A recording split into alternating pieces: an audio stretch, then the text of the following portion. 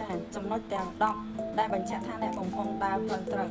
ទី1ចេះរីករាយជាមួយរឿងសាមញ្ញតូចអ្នកលេងរោងចាំតតែមានរឿងធំឬជោគជ័យអស្ចារ្យទើបសប្បាយចិត្តទី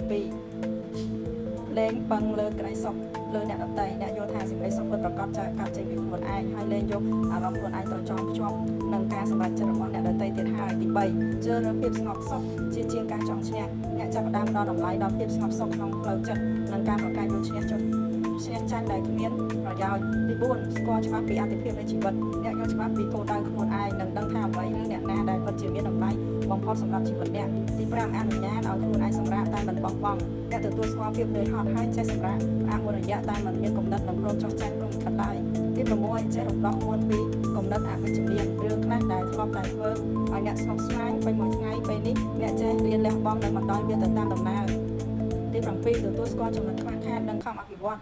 អ្នកដឹងថាខ្លួនឯងមិនល្អខ្ចោះប៉ុន្តែអ្នកតែងតែព្យាយាមរៀនសូត្រនិងកែប្រែខ្លួនឯងឲ្យល្អជាងម្សិលមិញជានិច្ចទី8រស់នៅជាមួយបច្ចុប្បន្នកាលអ្នកផ្ដោតលើសំខាន់អ្វីដែលកំពុងកើតឡើងចំពោះមុខជាងការចំណាយពេលរស់នៅលិចលង់ក្នុងអតីតកាលដែលកន្លងហួសទី9រក្សានៅក្តីសង្ឃឹមជានិច្ចទោះជាត្រូវឆ្លងកាត់រឿងរ៉ាវឬលំបាកថ្ងៃដែលជីវិតមិនរលូនយ៉ាងណាក៏ដោយក៏នៅតែឃើញពន្លឺនៃក្តីសង្ឃឹមទី10មានកម្លាំងចិត្តបន្តដំណើរទៅមុខជារៀងរាល់ព្រឹក